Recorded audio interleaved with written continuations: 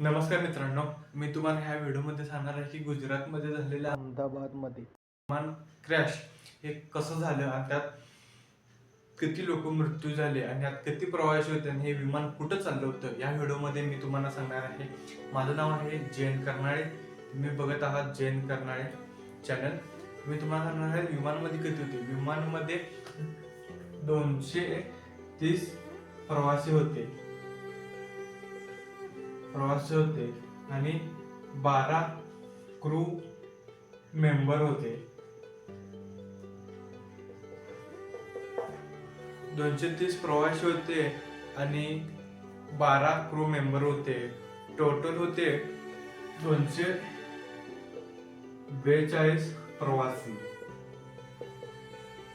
हे त्यात सगळे पायलट वगैरे सगळं मिळून 242 प्रवासी होते. हे सर्वांचा मृत्यू झालेला आहे. ते एअर इंडिया विमान अहमदाबादवरून लंडनला चाललं होतं. ते टेक ऑफ केलं आणि एका मिनिटातच BJ मेडिकल कॉलेजवर ते क्रॅश झालं आणि त्यात एकूण प्रवासी 230 होते. तर भारतीय प्रवासी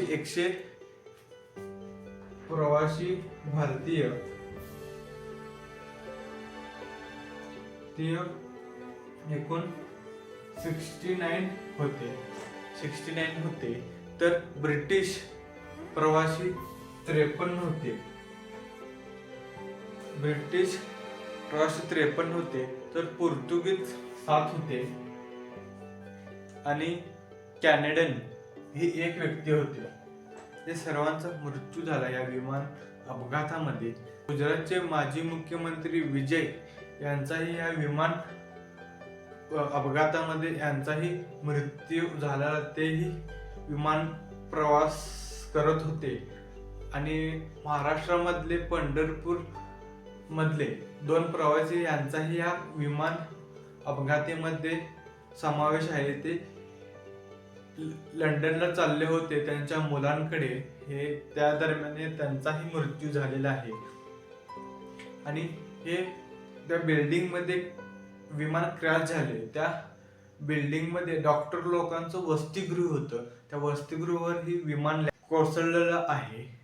आणि त्या बिल्डिंग हे कसं झालं सांगतो तुम्हाला. विमान क्रॅश कसं झालं. हे अशी बिल्डिंग होती.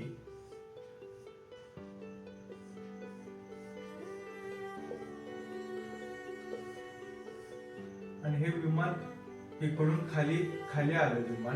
विमान आलं, क्रॅश होत आलं.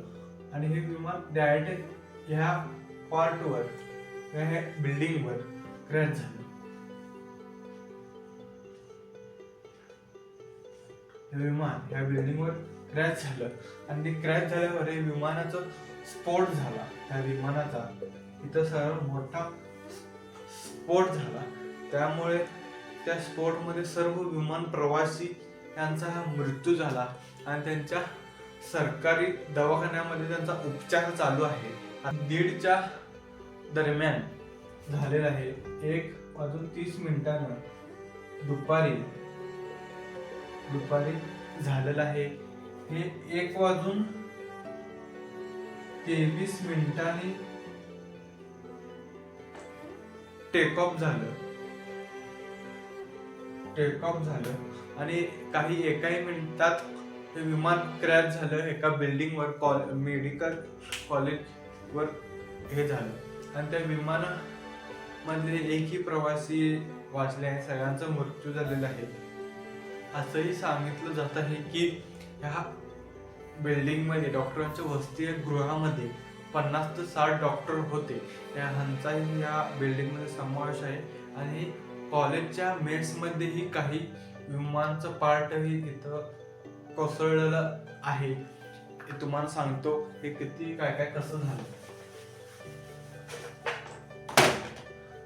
आता हे 50 ते 60 डॉक्टर ही त्या बिल्डिंग मध्ये होते, वसतिगृहामध्ये.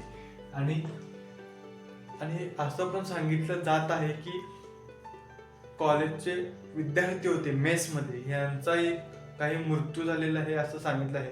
त्या मेसमध्ये 20 विद्यार्थी होते, त्यांचाही मृत्यू झालेला आहे असं सांगतात. मृत्यू झालेला आहे असं सांगतात. भारताचे गृहमंत्री अमित शाह हे गुजरात मध्ये अहमदनगर येथे घटनास्थळी दाखल झालेले आहेत असंही सांगण्यात येत आहे आणि त्यांचा उपचार सरकारी दवाखान्यामध्ये होत आहे असंही सांगितलं जात आहे.